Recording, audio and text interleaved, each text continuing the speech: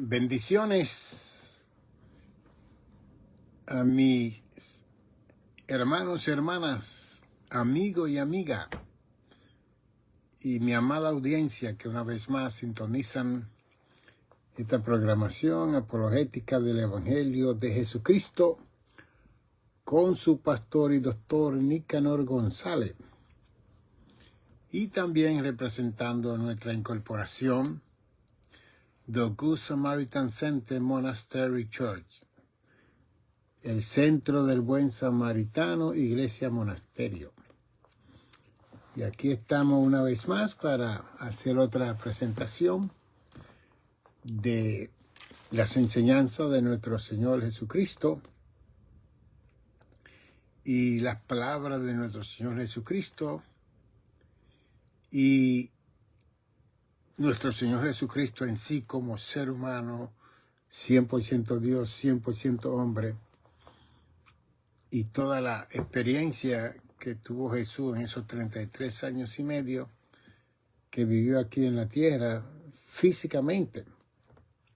Y él comió y él disfrutó de su nacimiento en Belén de Judea, su crecimiento en Nazaret y su comienzo ministerial en la parte norte de Galilea, hasta que la última semana, en el capítulo 21 de Mateo, él desciende a Jerusalén para ser presentado como el Cordero Pascual que venía a quitar, a borrar, a limpiar, a salvar a la humanidad, como dijo Juan en Juan 1:39. He ahí el Cordero de Dios que quita el pecado del mundo.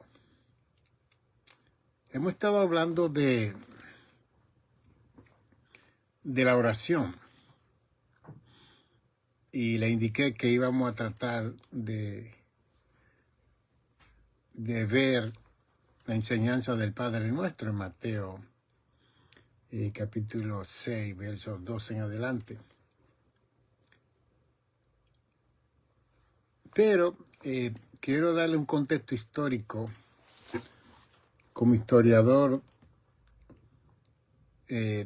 maestro, profesor de colegio y seminario y conocedor de la historia, tanto psicológica como teológica, como sociológica y como filosófica de los pueblos de las naciones del mundo. Porque en 2 de Timoteo, capítulo 4,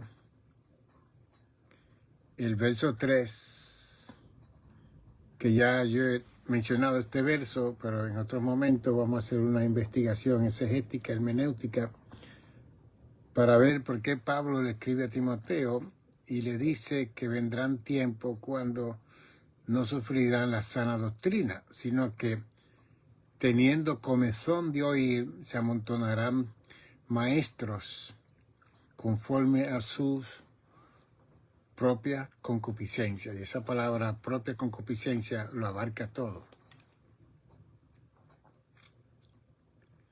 Y que continuamente he tenido el tiempo para revisar las redes, todos esos medios de comunicación. Y continuamente estoy viendo gente informando. Así como yo estoy hablando con ustedes. La única diferencia es que posiblemente usted me conoce a mí, pero no conocemos a esta otra persona.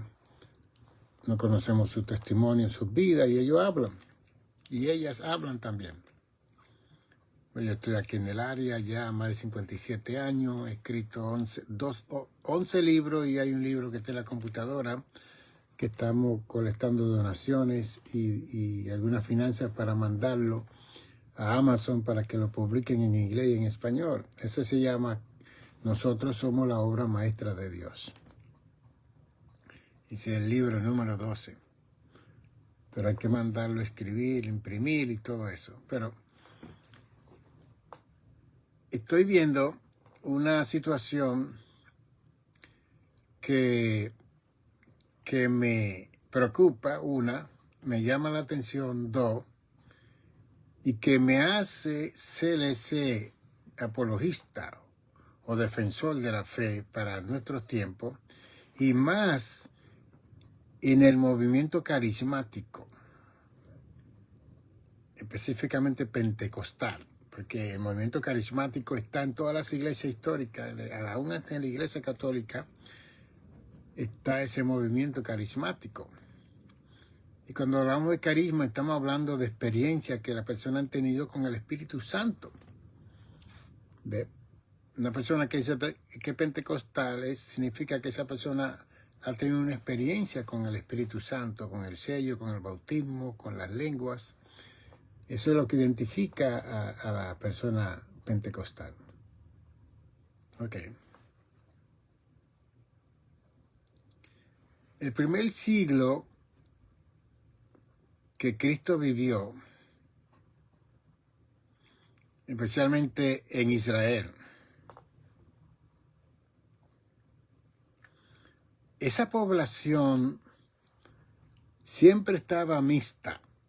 Siempre había gente de otras nacionalidades visitando a Israel.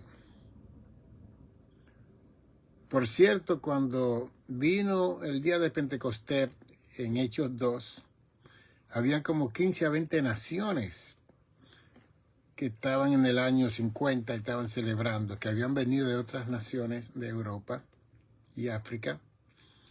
Y cuando vino el Espíritu Santo sobre más de 120 personas que estaban allí, ellos hablaron género de lengua. Hablaron en los idiomas de todas esas naciones que estaban allí. Y los que estaban allí se sorprendieron porque vieron gente hebrea, judía, hablando en italiano, hablando en francés, hablando Swahili, hablando en los idiomas de todas esas naciones. Y por eso fue que hubo ese arrepentimiento de más de 3,000 personas, porque entendieron el evangelio en su lenguaje. Esa es una que le estoy poniendo. La otra cosa que nosotros tenemos que entender de este mundo europeo, oriental, del Medio Oriente, es que todos ellos eran bilingües, trilingües, hablaban más de un idioma. Las personas que estaban en Israel hablaban arameo, hablaban hebreo, hablaban griego, hablaban español, italiano.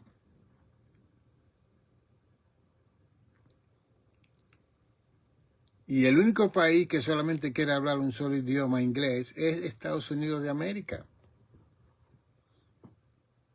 Y que ese idioma viene de Shakespeare, de allá de Inglaterra, los cuales ellos vinieron aquí, Europa, huyendo de la opresión religiosa que había en Europa. Ellos vinieron corriendo para el 1621 aquí a los Estados Unidos. Y llegaron a la playa de Plymouth Rock, Massachusetts, como algunas 76 personas, y casi llegando a 100, y dedicaron este país a la cristiandad. Okay. Esa es otra historia. Pero hablando del primer siglo en Israel, toda la persona en Israel hablaba más de un idioma.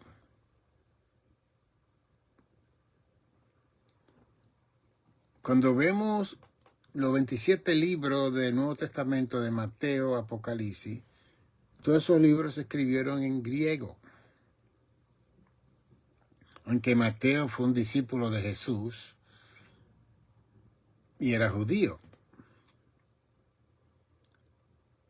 Y Marco no fue un discípulo de Jesús, él fue uno que vino y fue el primer evangelio que decidió buscar toda la información del primer siglo. Igualmente Lucas no era judío, él era así, mitad y mitad, padre judío, madre griega, y ellos se proselitaron al judaísmo.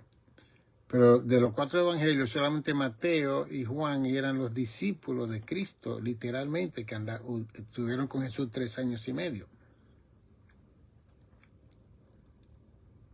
Y le estoy dando esta introducción para que entendamos que el Antiguo Testamento, de Génesis a Malaquías, esos 39 libros se escribieron en hebreo, y hay mucha versión en arameo en el libro mayormente del profeta Daniel,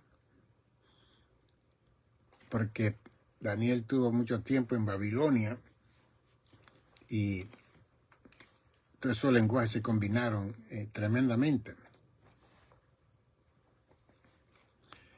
Entonces, los judíos rechazaron el mesianismo de Jesús cuando Cristo vino a la tierra. Y lo rechazaron en una magnitud que decidieron matarlo,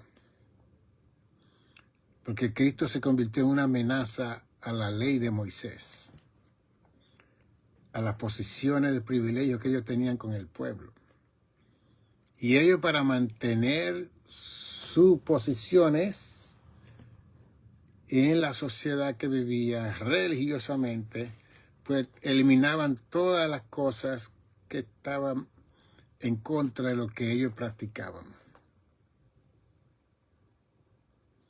Y aquí entro yo como profesor, como teólogo, psicólogo, maestro, como usted me quiera ver a mí, para conocer que en el 1777 esta nación se liberó de la corona del rey de Inglaterra. 1776. Y se estableció la Constitución ya con Thomas Jefferson, escribió la Constitución. Pero la inmigración de Europa comenzó a surgir aquí en América. Imagínense que para el 1795 aquí lo que había era de 4 a 5 millones de personas en población. Y hoy tenemos 330 millones de habitantes aquí en América. En el primer siglo, tanto Juan el apóstol como Pablo el apóstol tuvieron que luchar contra los gnósticos. Y gnosis significa sabiduría, ciencia. Y ellos fueron una interrupción hasta que Pablo murió y hasta el día de hoy siguen siendo una interrupción al Evangelio de Jesucristo. Porque en Romanos 10, 9 y 10 dice que si confesares con tu boca que Cristo es el Señor y creyere en tu corazón, serás salvo. Y el verso 13 dice, todo aquel que invocar el nombre del Señor será salvo. En Lucas 19 y 10 dice que el Hijo del Hombre vino a buscar y a salvar lo que estaba perdido. En Romanos 5, 8 dice que Dios muestra su amor, que aun siendo nosotros pecadores, Cristo vino y murió por nosotros. En Tito 2:11 dice, porque la gracia de Dios se ha manifestado para salvación a todos los seres humanos. Efesios 2:8 dice que no es por obra para que nadie se gloríe, sino que es por gracia, para que Dios se lleve la honra y la gloria. Entonces hay un texto bíblico que nos indica a nosotros que la salvación se consigue haciendo dos cosas.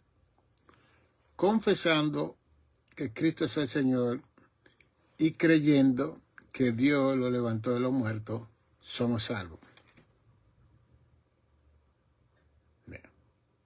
El ladrón de la cruz, que pertenecía a una pandilla de revolucionarios que querían darle un golpe de estado a Pilato, gobernador de Jerusalén, y a Herodes, que era el rey, le dijo a Jesús, acuérdate de mí cuando venga en tu reino. Y Jesús le dijo a ese sin bautizarse, sin tomar clase, sin ir al instituto bíblico, sin ir a todos los servicios de la semana y durar unos cuantos meses para bautizarse, le dijo, hoy estará conmigo en el paraíso. La gente no lee la Biblia. Pero cuando los gnósticos se levantaron en el primer siglo, ellos comenzaron a cambiar todo el Evangelio de Jesucristo. Y complicaron tanto la salvación que establecieron que tenían que entrar por unas dimensiones esotéricas, espiritual, para poder entrar y ver a Dios. Y eran judíos. Ahí está el movimiento de Cábala. En el pueblo judío, ahí hay muchos americanos que pertenecen a ese movimiento.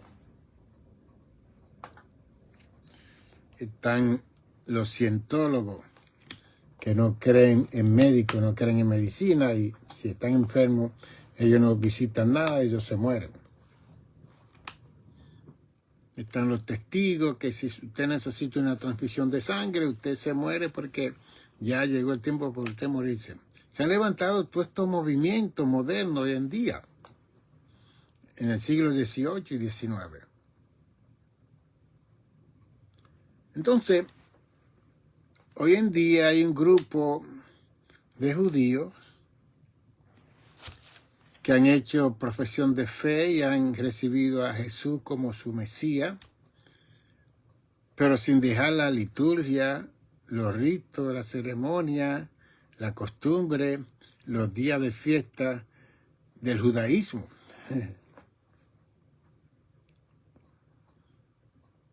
Y que toda persona que va a esta clase de iglesia mesiánica tiene que proselitarse para poder cumplir con todos los ritos, liturgia, ceremonia, costumbre que ellos siguen. Y a esa clase de personas yo le digo, lea la epístola de Gálatas, lea la epístola de Hebreo para ver si usted recibe alguna luz. Porque muchos de estas personas son gnósticos. Siguen con la misma enseñanza del primer siglo. Pero nosotros somos hispanos y nos avergonzamos de ser hispanos, de hablar español. Somos del Caribe, del Sur y Centroamérica, países que no están tan desarrollados y que los judíos siempre han querido ser cabeza y mandar. Y donde quiera que ellos están, esa es la meta de ellos. Y es triste ver iglesia hispana con una posición judaizante, que no aprecian la cultura. Yo estoy en contra de todas esas cosas. Que la cultura que Dios me dio es la cultura que Dios me dio y esa es la cultura que yo tengo que apreciar después que no viole los mandatos y la enseñanza de la palabra de Dios. Yo no tengo que inculturarme con otra cultura y con otra tradición y otra costumbre. Cada pueblo tiene su costumbre. Y yo como psicólogo puedo ver que hay muchas personas que no tienen identidad. Y es un problema de la niñez, un problema, trauma que tienen las personas, ¿no? Han crecido, pero ellos no saben quiénes son. Por eso yo escribí este libro, Conócete a ti mismo, físicamente, emocionalmente y espiritualmente. Porque lo más hermoso es cuando uno sabe quién uno es, uno va a apreciar lo que uno es. Y va a apreciar su cultura, su tradición, su costumbre, pero de nosotros.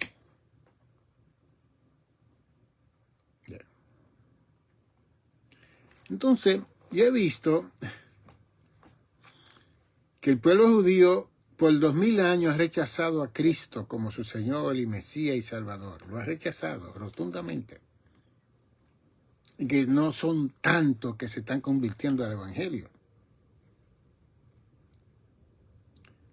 Y ellos se están convirtiendo al Evangelio, pero ellos no se unen a una iglesia evangélica, ellos hacen su propio movimiento mesiánico. Y dentro de ese movimiento mesiánico, entonces está todos los rudimentos del judaísmo. Que eso fue lo que le sucedió a los Gálatas, que comenzaron con la gracia y después los gnósticos entraron y lo volvieron a la ley y peor de la ley. Entonces, yo estoy viendo un grupo de estas personas que son maestros, son personas brillantes, muy inteligentes,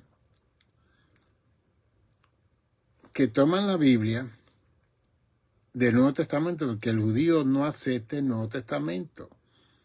Los asiris, de estos grupos ultra religiosos, ultra a la derecha, en todo el sentido de la palabra, ellos no aceptan el Evangelio porque no han aceptado a Cristo. Y quiero que usted entienda esto. Entonces ellos han comenzado a traer la interpretación del texto bíblico del Nuevo Testamento cuando la iglesia lleva 2000 años con ese texto bíblico, 2000 años, presentándolo en proclamación, en predicación, en enseñanza bíblica. Ahora este grupo de judíos que llevan 2000 años sin querer aceptar a Cristo y algunos lo han aceptado, entonces ellos vienen y ellos se convierten en maestros para la gente hispana y para los americanos y para toda la gente que están al lado de ellos.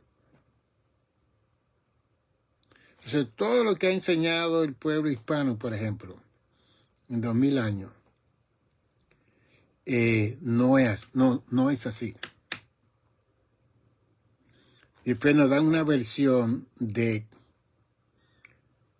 que la palabra fe en griego es pisti, pero en hebreo es emuna. Y que esa palabra es mayor que pisti, porque esa palabra es griega. Y como es griega,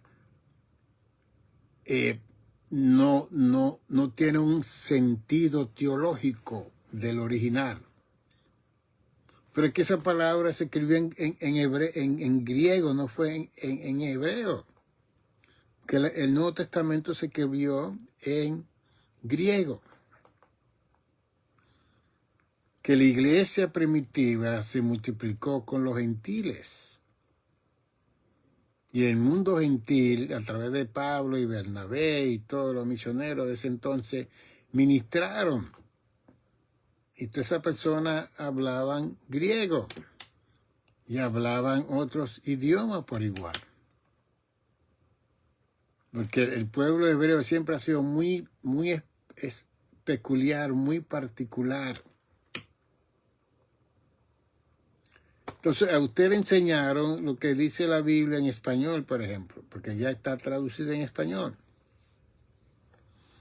Y viene un maestro de eso, mesiánico, diciendo, no, esta palabra en hebreo significa esto. Pero Señor, usted no había aceptado a Cristo antes, usted no había reconocido a Cristo, tu pueblo no había reconocido la enseñanza de Jesús. Y esa palabra no está en hebreo, está en griego. Lucas era judío, griego, Marco por igual, Tito, Timoteo, eran judíos griegos. Ellos tuvieron que proselitarse al judaísmo para ser aceptados, para que aceptaran su enseñanza. Que Timoteo y Tito eran hijos de Pablo espiritualmente. De como hay personas que han estudiado el Nuevo Testamento y dicen, por ejemplo, Santiago no escribió la epístola de Santiago. Eso dijeron en el seminario cuando estudiaba yo la maestría en divinidad. Porque aquí hay un hebreo perfecto y Santiago era judío.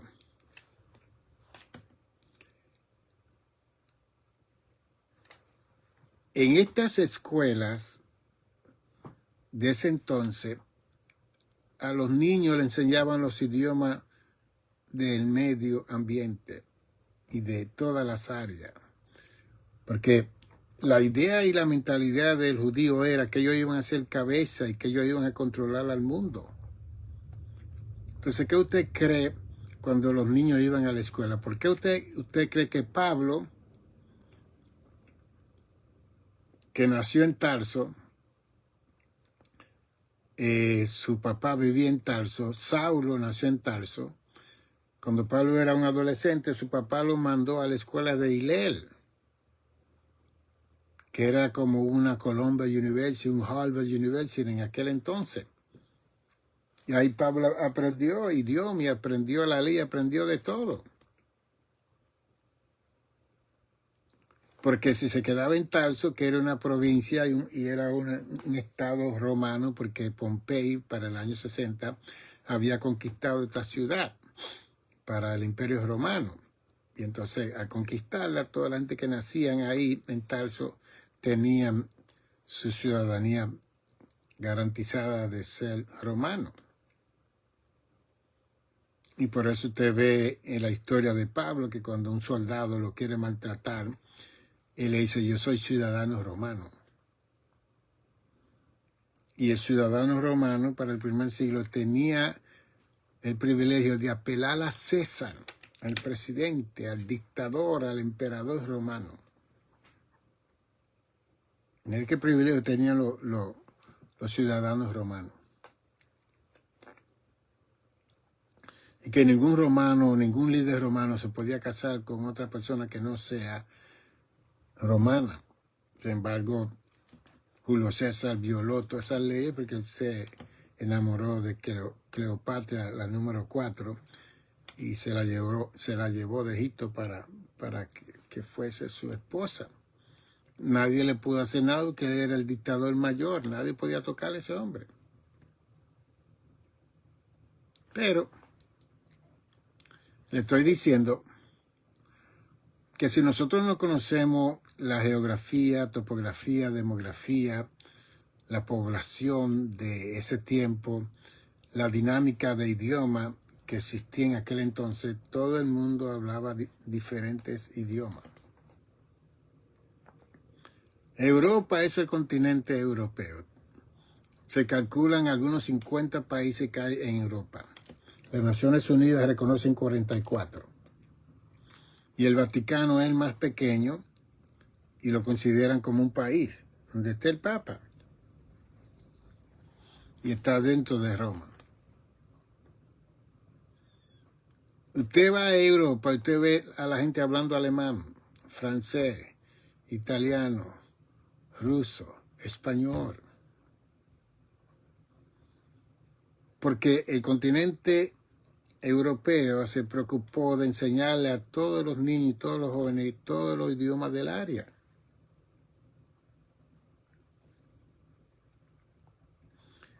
Y es una contradicción que aunque los indios estaban aquí primero que los europeos, pero este país se engrandeció cuando vinieron los europeos aquí. La inmigración que vino para el 1800, 1900, y todos ellos hablaban su diferente idioma. Y después las legislaciones en este país, el Congreso, las 3 ramas que gobiernan este país, la judicial, la ejecutiva y el Congreso, la representativa que cubre el Congreso y el Senado, que son 535 hombres y mujeres que dirigen esta nación. Y esas 3 ramas están divididas y cada una tiene un check and balance, como le llaman. Cada una tiene que chequearse cada uno para que nadie viole y siga este programa de democracia que va a tener 250 años ya para el año que viene. Y hemos trabajado con toda la cultura y todos los pueblos que han venido aquí. Entonces, los diferentes gobiernos que han llegado a la Casa Blanca han presentado resoluciones, enmiendas de que solamente se habla inglés. English only. English only. Ok. Rechazando la contribución de cultura que han tenido los demás pueblos para el progreso que ha tenido esta nación en 250 años.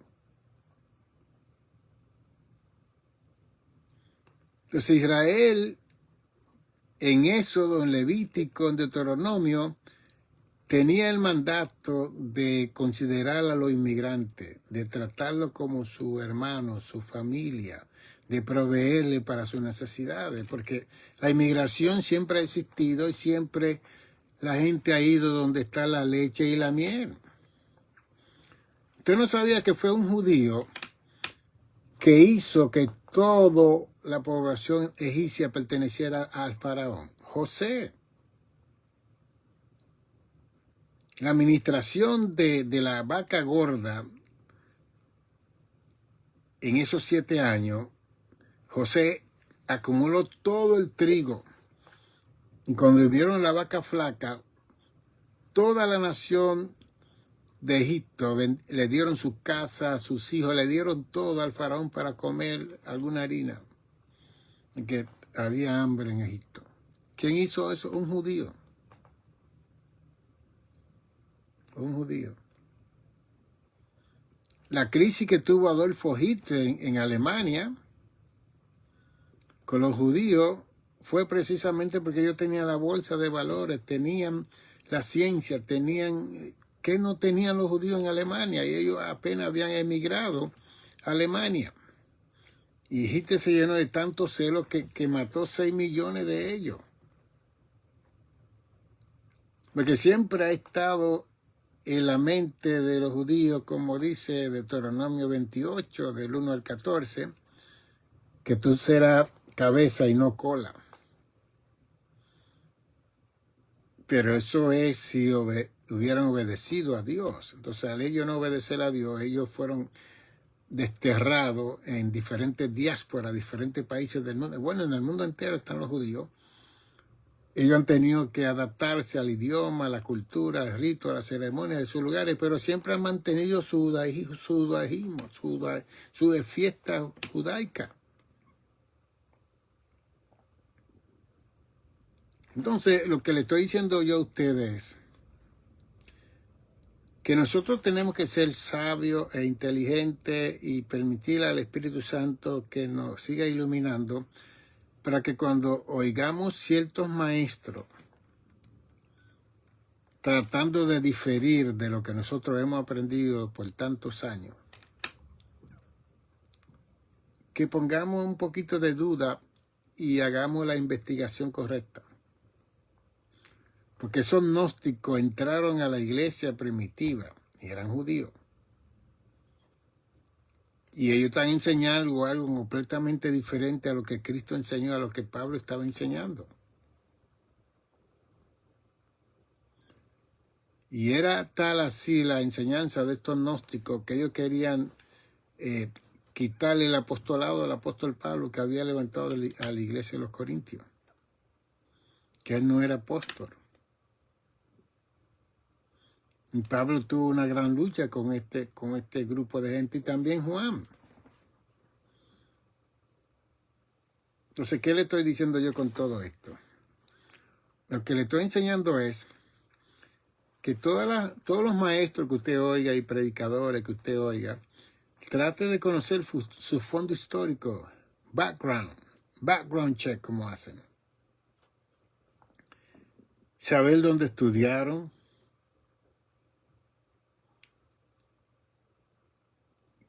cuál es su doctrina, cuál es su perspectiva de Dios, presente, futuro, la vida eterna, el Padre, el Hijo y el Espíritu Santo. Usted no simplemente comienza a escuchar a una persona sin conocer. Mire, todos los libros míos tienen mi biografía aquí atrás. Todos los libros míos. Cuando usted compra un libro, trate de leer la biografía del autor. Y si no tiene biografía, búsquela en cualquier lugar, porque muchas veces no la ponen porque son falsos. Ellos no quieren que usted conozca de dónde, si estudiaron o no estudiaron. ¿Ve? Por aquí hay siempre una breve biografía de mi persona, de mis estudios, del ministerio que Dios me ha dado por tantos años. ¿Ve? Y después está el tema hacia una teología de reflexión, de acción y reflexión pentecostal. ¿Ve? Y si quiere conectarse rápido con la información de un libro, lea la introducción, porque en la introducción es que se presenta todo lo que el escritor va a hablar. y puede leer la conclusión para ver si la introducción hace justicia a lo que él o ella intencionó hablar en ese libro. Le estoy enseñando como maestro para que seamos más perfectos nosotros. Y aunque a ese comezón de oír que Pablo habló en 2 Corintios 4, 3, 2 Timoteo 4, 3, y recuérdense que este comezón de oír son de maestros que andarán conforme a su concupiscencia. La concupiscencia es una multitud de pecados, de maldad en el corazón, motivos ulteriores que hay en esa persona. Ve.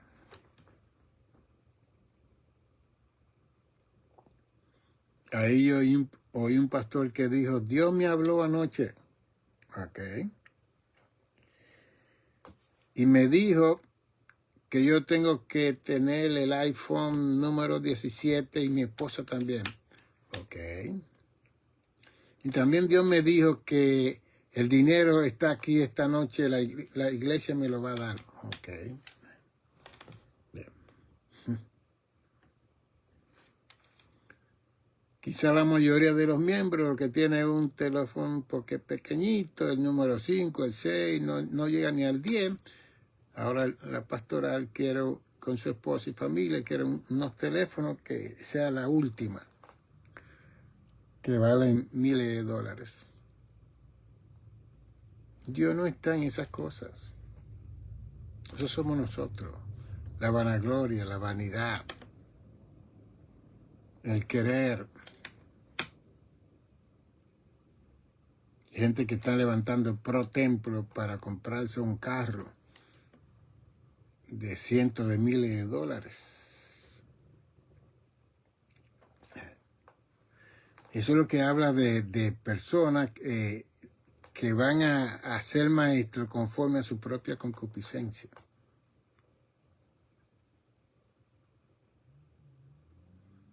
Entonces, si un judío va a enseñar la palabra de Dios, que haya vivido como Pablo en el judaísmo, tiene que cambiar su trayectoria completa y total para poder hablar esa palabra. Y las personas que se sientan con esa persona, es mejor traer a un judío a una iglesia evangélica para que nos hable del judaísmo, para que nos hable de la fiesta judía, pero que no lo imponga, no para que nosotros la practiquemos, sino para que aprendamos. Como nosotros le podemos enseñar a ellos acerca del bautismo del Espíritu Santo, los géneros de lengua, lengua angelicales, los 9 dones del Espíritu que habla 1 Corintios 12, el fruto del Espíritu que habla 9 frutos del Espíritu que habla Gálatas 5, 22 y 23, porque se ha manifestado. Ahora, nosotros podemos hablar de eso a ellos porque ellos no habían aceptado el Nuevo Testamento. Ellos no pueden hablar del Antiguo Testamento. Fantástico.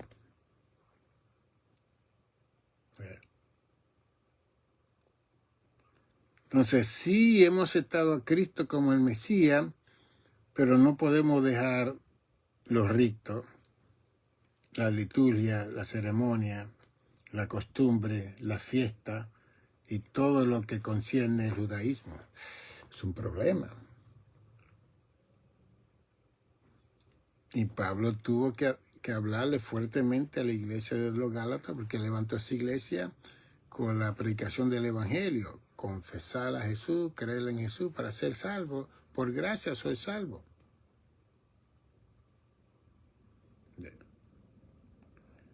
Entonces por eso no quise entrar rápidamente a definir al Padre Nuestro, porque quiero contextualizar esto de una forma histórica.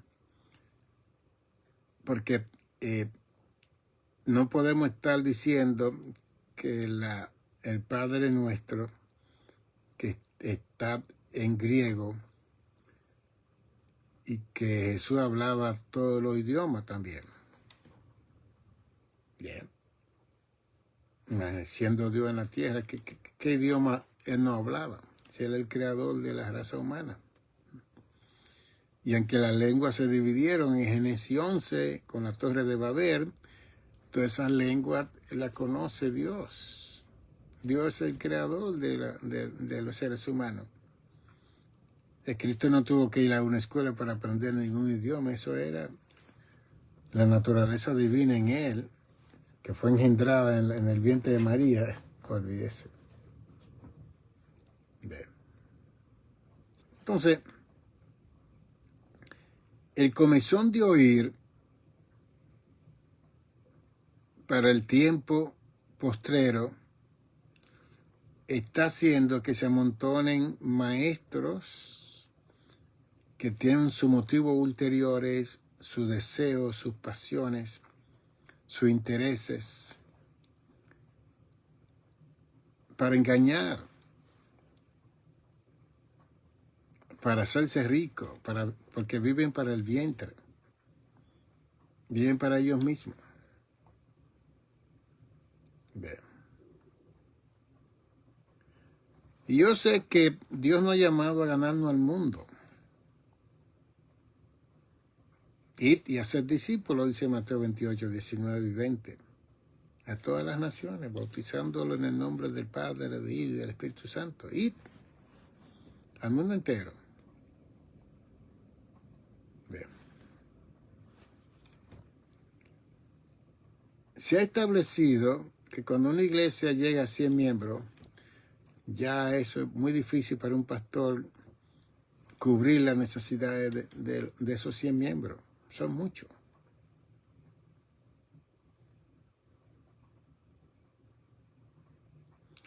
Y hoy en día hay un afán de tener, le llaman mega, iglesia mega.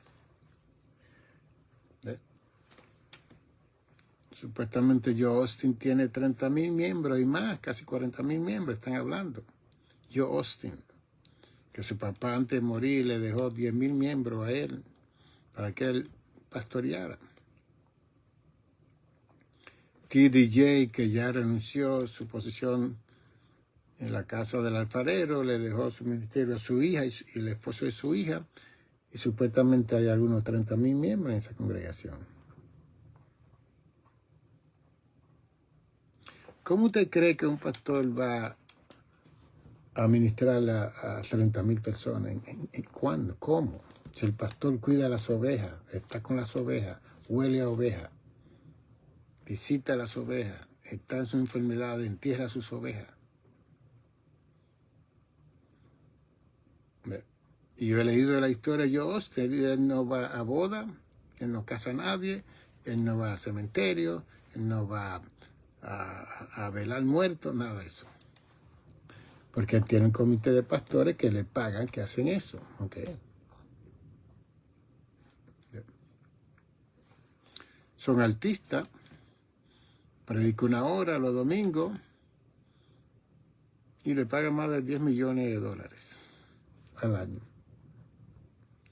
A todos los libros que él tiene, pues tiene un salario de algunos $56 millones al año.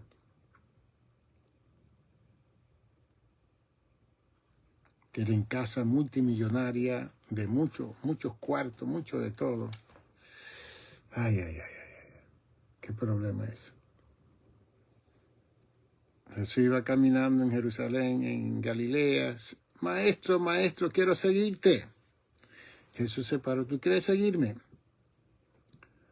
Si me sigue, está bien, pero yo no tengo dónde recostar mi cabeza. Yo no tengo una almohada para acostarme, reposar mi cabeza. Así que si tú quieres esa experiencia, ven. El IRS de los taxes vienen a cobrarle taxes a Jesús. Él manda al IRS que hablen con Judas y no había ningún centavo en la bolsa y tuvo que Jesús hacerle un milagro, mandar a Pedro a pescar y sacar el 2 teateros que había en la boca del pescado para pagar los taxes que le estaba pidiendo, que Cristo vino a cumplir con todo.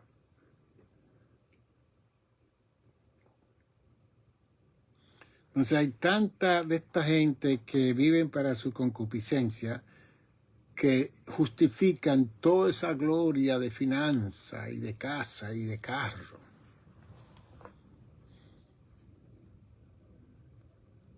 Entonces se pone a pensar qué hace un pastor o un líder, un apóstol, como ellos se llaman, con 20, 30 carros de $1 millón, de millones de dólares cada uno de esos carros en su casa.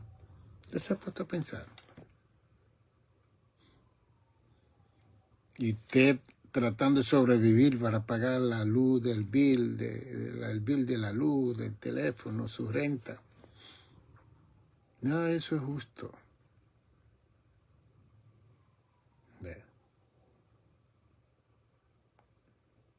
Y Dios nos va a llamar a cuenta a cada uno de nosotros con la mayordomía que Dios nos permite tener y qué estamos haciendo con esa mayordomía.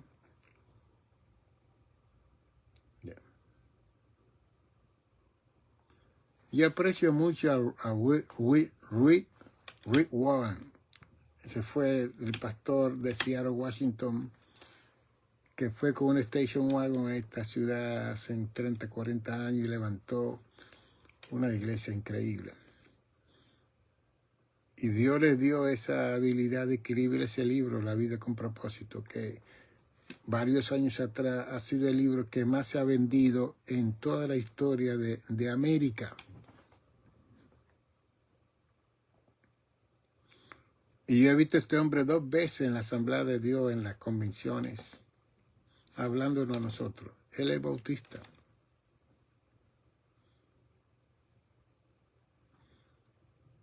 Y él nos dijo a nosotros, los pastores, yo tengo toneladas de millones de dólares para retirarme en Hawái, en cualquier isla, comprar una isla y estar ahí tranquilo y no molestar con nadie.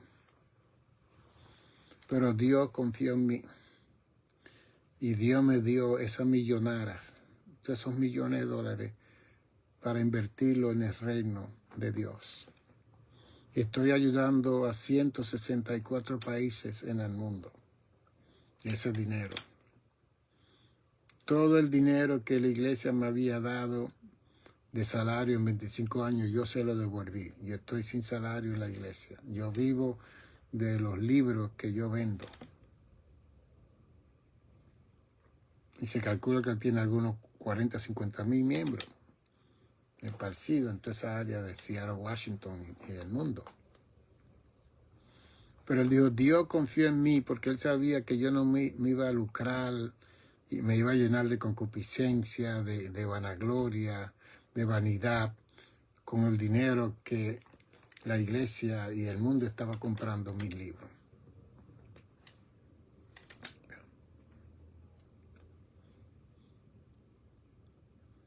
Y algunos años atrás, su hijo de 27 años tomó un revólver y se voló la cabeza. Con toda esa gloria que tenía o que tiene Warren, mire la tragedia que él pasó de perder a su hijo, que era un líder de la iglesia. Tenía algunas situaciones mentales. Hay una historia ahí de psicología y parece que bebía algunos medicamentos y que la gente no entiende que hay algunos medicamentos que producen idealización de suicidio. Y a veces que los psiquiatras se los recetan a la gente, pero no les dicen los efectos secundarios. Yo he tenido que dar conferencias en las congregaciones que la gente se han quitado la vida. Y muchas veces es que cuando beben esos medicamentos, su mente, su brain deja de funcionar, su 100, deja de funcionar y lo que le viene es la idea de quitarse la vida. Entonces lo hacen en una forma inconsciente. Y es triste esa situación. Pues comenzamos diciéndole a ustedes que todo el pueblo de Israel era bilingüe. Sabía más de un idioma. Esa es una. Comenzamos diciéndole a ustedes que si vamos a interpretar el Padre Nuestro, hay que interpretarlo tal y como está en Mateo. para que nosotros tengamos la capacidad de recibir esa enseñanza que Jesús nos dio y que podamos nosotros crecer con esa enseñanza. Y no querer aprender otra cosa que no tienen que ver con la enseñanza propia, adecuada y apropiada que nos dejó Jesús, porque Jesús hablaba sencillamente, simplemente. Y que nos toca a nosotros que hemos llegado a estos tiempos saber los contextos históricos, como yo le estoy enseñando en este día a ustedes, para que veamos la situación.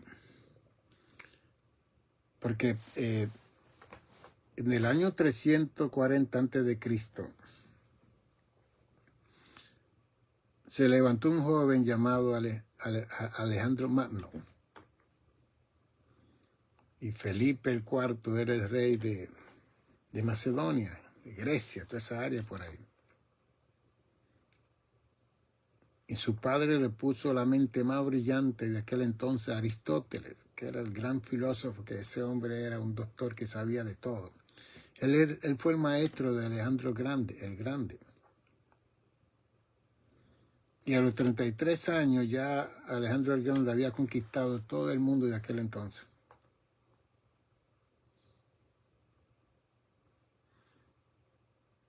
Porque la mentalidad de Alejandro el Grande era que el que no sabía griego no era una persona culta.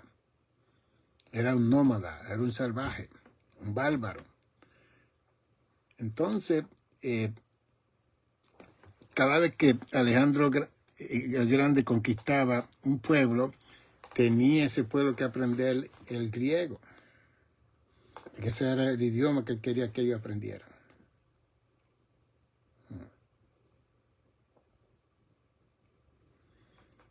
Y hubo un grupo de jóvenes que crecieron bajo ese imperio de Alejandro el Grande, que lo que sabían era griego, más que hebreo.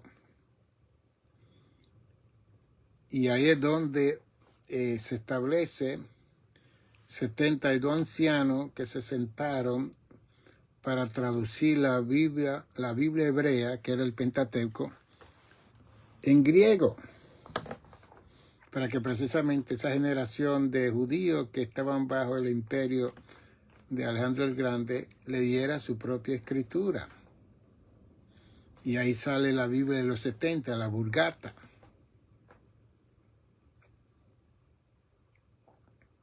Entonces esa mentalidad del griego como el idioma, como el inglés, que ahora el idioma inglés es el idioma diplomático, que donde quiera que van quieren usar ese idioma para tratar con los asuntos diplomáticos de los países del mundo. Pues el griego era en aquel entonces, que la cuna de sabiduría y conocimiento vino de Grecia, con los grandes filósofos que se levantaron, comenzaron con Tales, Platón, Sócrates, Aristóteles, Zenón, todos esos grandes filósofos entre el 380 a.C. se levantaron en Grecia. Esa es la cuna de... Y esa gente establecieron unos esquemas filosóficos que hasta el día de hoy las universidades no han podido cambiarlo. Entonces yo le hablo de este contexto histórico para que nosotros sepamos que el mundo no es la casita donde usted vive, el apartamento donde usted está, o el cuerpo de líder donde usted va a adorar, a la iglesia donde usted va. Ese no es el mundo. Eso es parte del mundo, pero no es el mundo. Es vasto. Hay más de 220 y pico de naciones en el mundo. 8.2 billones de habitantes en el mundo. Cada cultura tiene su tradición, su costumbre, su forma, su método, su sistema de hacer las cosas. Usted no va a un país para cambiar esa cultura. Usted tiene que proselytizarse y ser parte de lo que se está haciendo en ese lugar. Parece que para ir de misionero a cualquier lugar usted tiene que conocer la cultura donde usted va a ministrar. el Distrito Hispano del Este tiene una escuela que se llama Omega Vega, que es una escuela misionera que usted va ahí por un año entero y le enseñan cómo ser un misionero en cualquier país del mundo. Y después, en la práctica, hacen viajes para ir a esos lugares para que usted ponga en práctica lo que usted aprendió y después le dan una certificación. Gloria a Dios por eso.